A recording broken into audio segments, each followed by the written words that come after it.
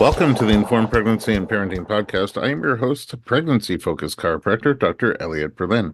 My guest today is the Communications Manager for Stillbirth Prevention Program, Count the Kicks. She's here to talk about the Count the Kicks app, her own experience with pregnancy and motherhood, and common myths surrounding movement monitoring in the third trimester. Kimberly Isburg, welcome to the podcast.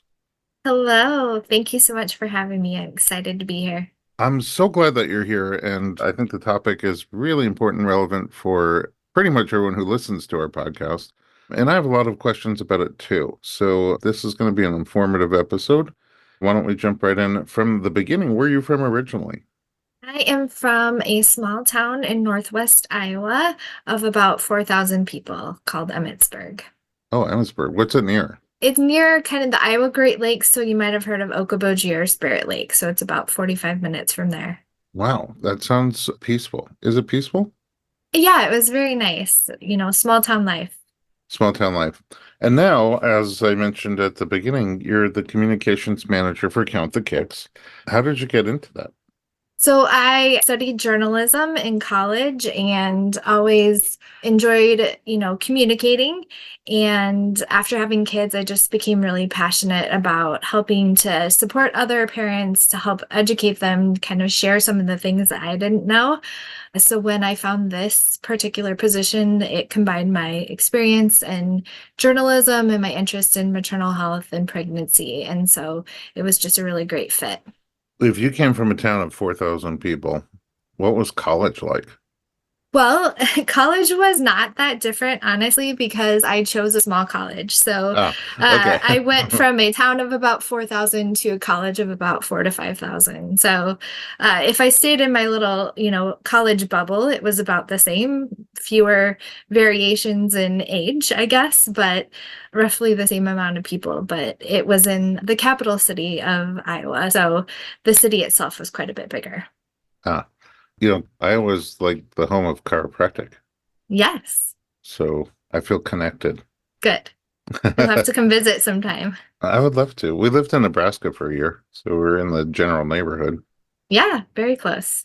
Okay, so your Count the Kicks is very specific. Did you have sort of a vision when you studied journalism of what you wanted to do? I thought I wanted to work in magazines, but I think the underlying thing that always drew me to journalism was wanting to do work that mattered, that helped people, that made an impact. And so I think that's absolutely what drew me to this work with Count How, the Kicks. how long have you been doing it? I've been with Count the Kicks for about 4.5 years now. Oh, wow, that's a lot of kicks. Yeah. And talk to me about your own personal journey, motherhood. Yeah. So I have two kids, boys. They are 10 and 7. That's a lot of energy. And it is a lot of energy, but a little bit more independent than those young toddler and baby years. So I am Mhm. enjoying that. Always knew that I wanted to have kids. It was a bit of a journey for us to be able to have kids. So I think that kind of framed my parenting, but also found Like that a fertility journey? yes, we tried for 2.5 years or so before we got pregnant with our first child, and then similar, like more than a year, to have our second. Oh, So wow. yeah, They kept you waiting. That's a tough they journey. did. We had to earn it. Yeah. So when you said that framed your parenting style, because we also had a fertility struggle, my wife and I, do you mean like just a different approach to sort of being excited when they scream at 2 o'clock in the morning just because they're there? I mean, is that what you mean by that or something Yeah, else? a little bit. Yeah, I think it definitely made me appreciate parenting more and also gave us a couple more years to be older and wiser, I guess, so to speak. Mm. So we really, really enjoyed once we had kids and appreciated that they were in our lives. I never thought about that, but yeah, I guess the fact that we had to wait a few years made me older. I don't know about wiser, but and in your pregnancies, did you know about third trimester fetal movement monitoring? So I did. Our program started here in Iowa, and so you see Count the Kicks materials in a lot of places, posters hanging on the wall at the doctor's office. Your provider will, say like, is your baby moving, or how's your baby moving, that kind of thing. So I was definitely familiar with it, got the brochures. With my first pregnancy, I kind of followed all the rules, being a first-time mom. And so every night at bedtime, I'd sit down and pay attention to his movement and see how long it took him to move.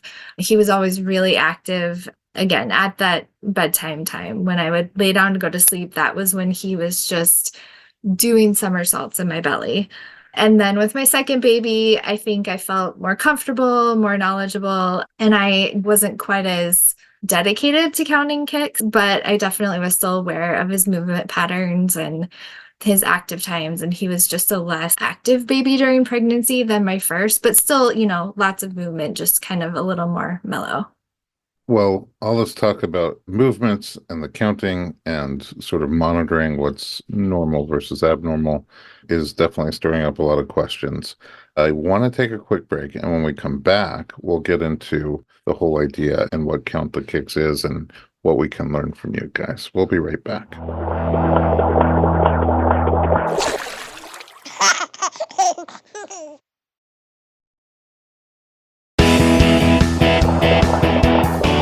Welcome back. We are talking to Kimberly Isburg from Count the Kicks. Okay, let's just jump into Count the Kicks. What is Count the Kicks? So Count the Kicks is an evidence-based stillbirth prevention program. It teaches expectant parents how to get to know their baby's normal movement patterns in the third trimester and helps empower them to speak up if they notice a change in their baby's normal. Okay, why third trimester specifically? So the third trimester of pregnancy generally is that time when your baby is bigger, you can feel them moving in your belly consistently, and they tend to get into a recognizable pattern kind of close to the beginning of the third trimester, which is 26 to 28 weeks. Okay, so at that time, you start to keep an eye on looking for that pattern? Yeah, so Count the Kicks has a free app, but we also have paper charts. We have a web counter. So kind of any of these methods that you want to use, you're going to pick a time every day around the same time, a time when your baby is active. So earlier, I was talking about how my first baby was always active when I went to bed, that kind of evening time when I was winding down. So that would be a good time to count kicks. So kind of just getting familiar with when your baby is normally active and counting around that same time every day. Is it, I don't know, never had one and never really thought about it, never had a baby inside me, but is it not like activity all day long? It isn't activity all day long. They have sleep-wake cycles similar to newborns. And so you may find that they're, always active in the morning after you eat breakfast, or maybe it's that bedtime, or maybe it's after you eat dinner. So just kind of being familiar with those patterns can help you. And then when you're counting the kicks, you're going to time how long it takes your baby to move 10 times. Okay, so even if they're not moving all day long, but it still sounds like there are multiple times throughout the day where they might move. Maybe if they're sleeping, not so much movement, but then wake patterns.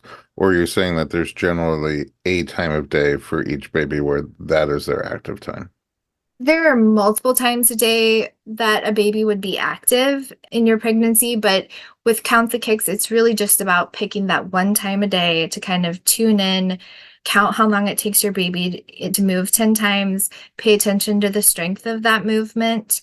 And then by doing that every day around the same time, you're going to get to notice that pattern, that normal amount of time it takes your baby to move 10 times. And if that ever changes, either a decrease or an increase, or the kicks aren't as strong in that time that you normally count, that's an indication that you need to contact your provider. Okay. Is there a sort of a normal amount of time it should take for them to do the 10, or does each baby have their normal? Yeah, each baby has their normal. So that's really the key. Every baby, every pregnancy are different. So what you're wanting to do is really get to know what's normal for your baby. So that may be 10 minutes for my baby, and it may be 20 or 30 minutes for somebody else's baby. I know myself, like I would definitely be there thinking, was that a kick? Was that a kick? Is there a way to reassure somebody that they're doing it right? Yeah, so I would say once you get to the third trimester, the kicks are pretty recognizable or the movements. And again, you're not counting just kicks, but you can count kicks, pokes, jabs, rolls, swishes, pushes, any type of movement where your baby is intentionally moving. The only thing that doesn't count are hiccups. And the difference between like a kick and a hiccup would be those hiccups are going to feel a little bit less strong and they're going to be very rhythmic.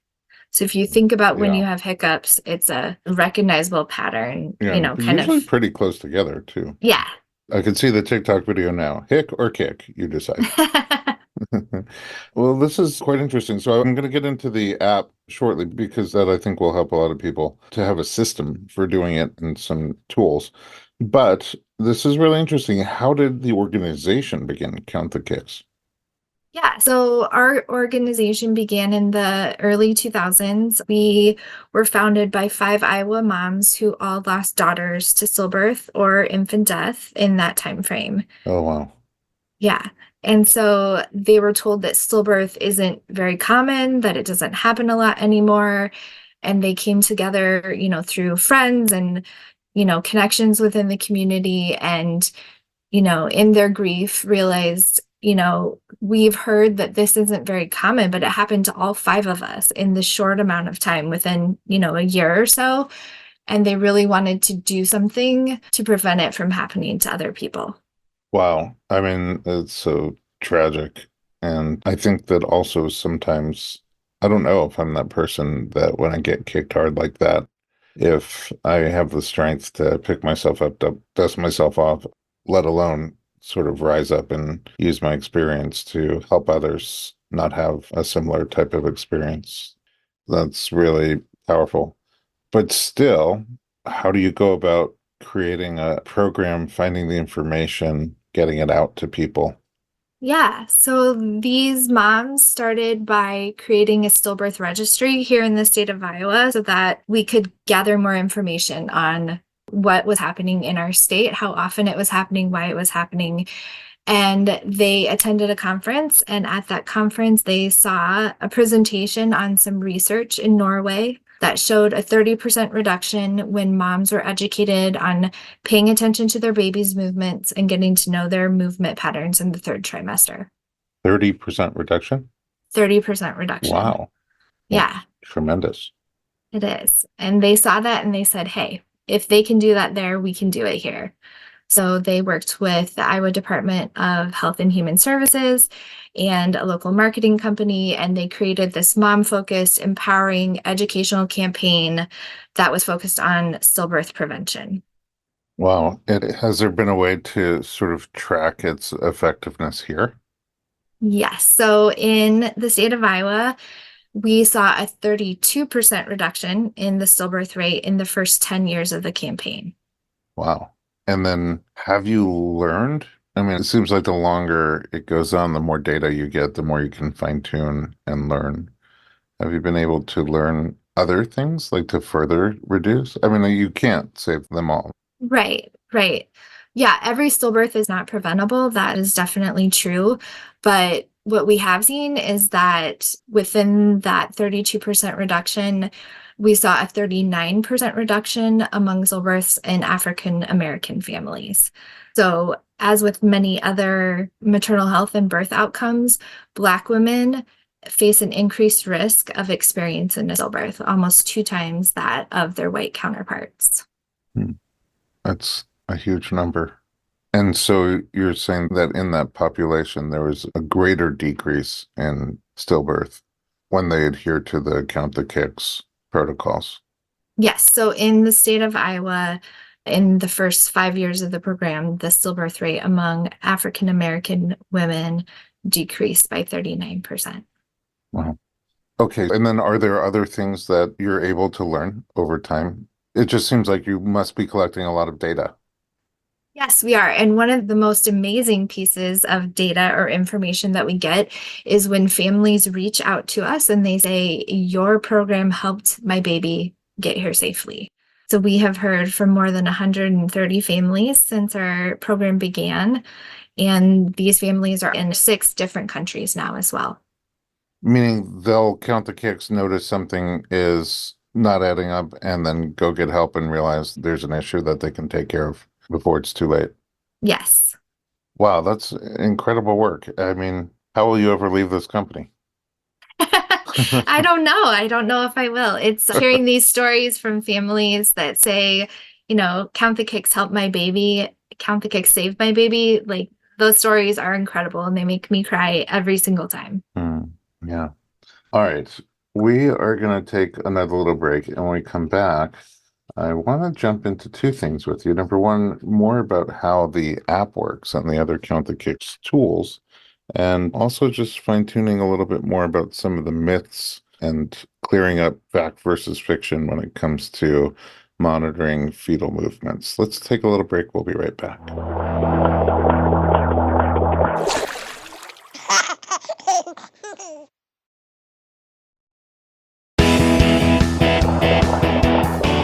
Welcome back. We're talking to Kimberly Isburg from Count the Kicks. All right, the tools. Let's talk about the app. First of all, where can someone get the app and what does it do? Yeah, so the app is available in either the iOS, Apple App Store, or the Google App Store. It is in 20 different languages, so it's really, widely available to anyone. The Count the Kicks app is really easy to use. You just open it, click on Start Counting, and it will time how long it takes your baby to move 10 times. And then once you reach that 10th movement and the timer stops, it will let you rate the strength of your baby's movements, because research also shows that the strength of your baby's movements is an important sign of their well-being. And then you can take any notes that you want to take, whether it's what you ate that day or maybe where you were at or a question for your doctor, and then finish your session. And again, if you count every day kind of around the same time, it's going to show you a graph of how long it takes your baby to move 10 times each day, and you'll begin to see that history over time. Does it indicate to you if there's a change? So no, again, every baby and every pregnancy are different. So a change for one mom might not be a change for another mom. And again, there's no like threshold of what's normal for every single baby. So it's really just you looking at the data that's in your app and being able to see, okay, it has consistently taken my baby 10 to 15 minutes to move 10 times, and today it's taking 45 or 60. And that is not normal for your baby. And that's when you really want to contact your provider and say, hey, I noticed a change in my baby's movements. Can I come in and get checked? Yeah, that's right. I was just thinking that once you establish a baseline for your baby, then, does the app say, wait a second, you're off base here? And it sounds like it doesn't yet. It Good doesn't yet. suggestion from Dr. B. But still, you could see the data clearly laid out. And if you're taking the time to count the kicks and use the apps, you'll notice that there's been a change. Yeah.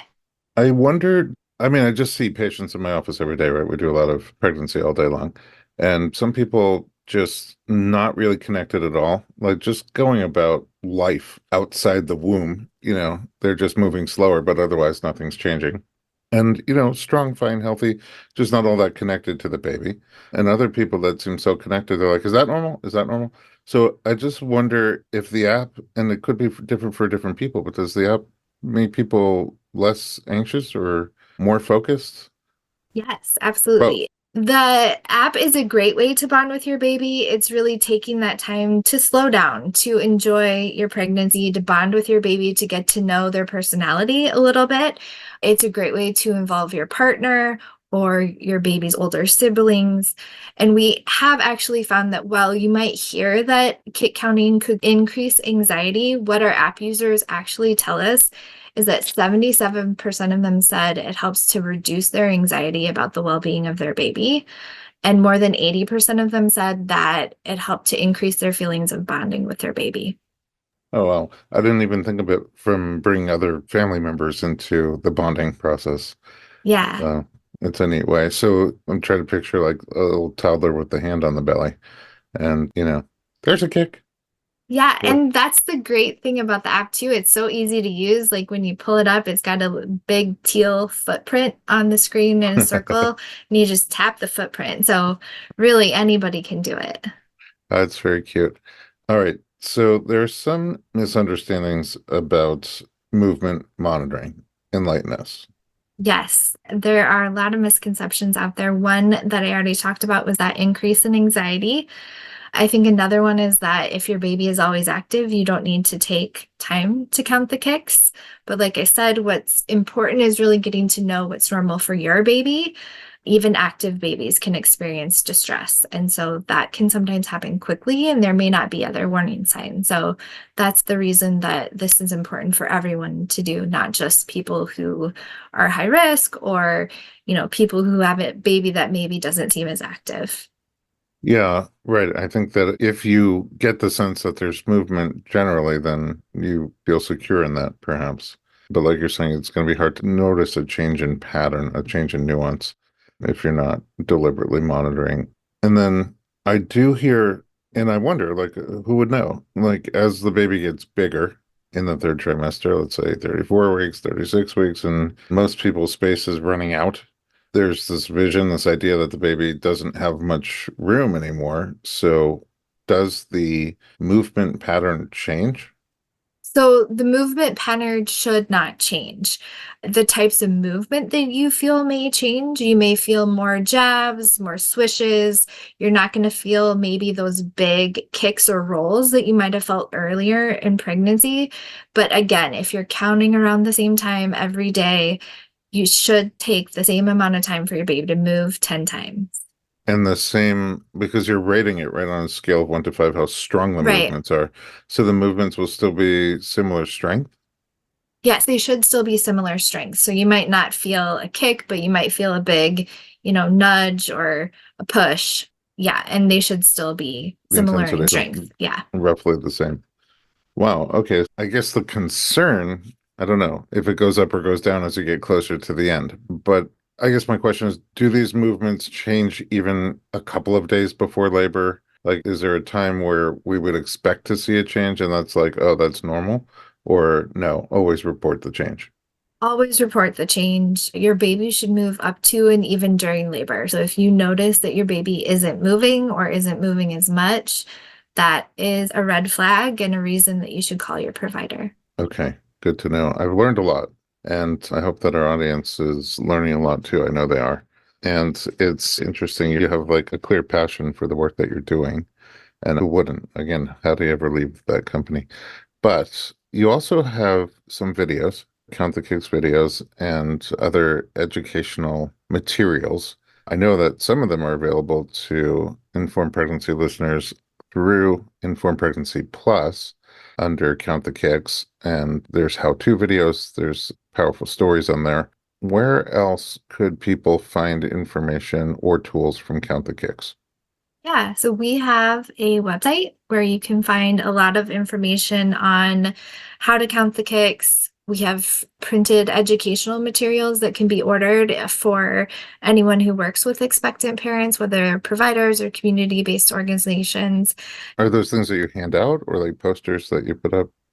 Yeah, there are brochures that you could hand out. We have app cards, just a little, business card sized card with a QR code on there that goes directly to the app to download it, and posters to put on the wall. So really anyone who works with expectant parents can order those materials on our website and share them with the families that they work with.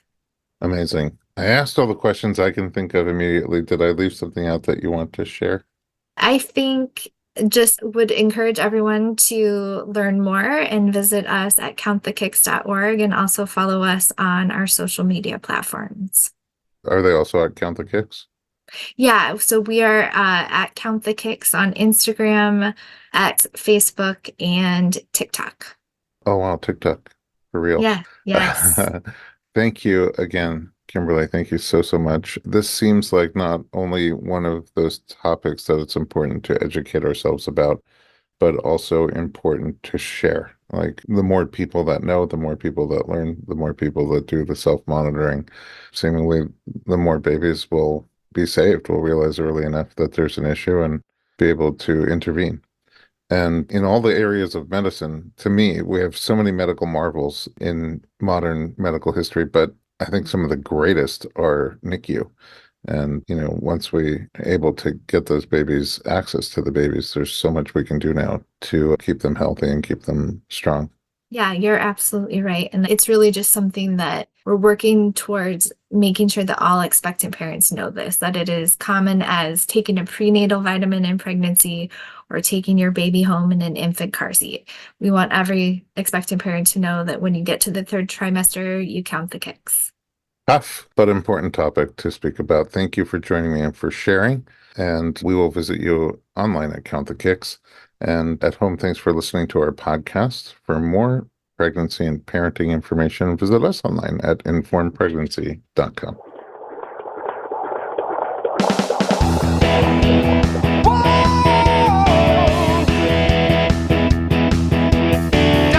Doctor, give me the news. I got a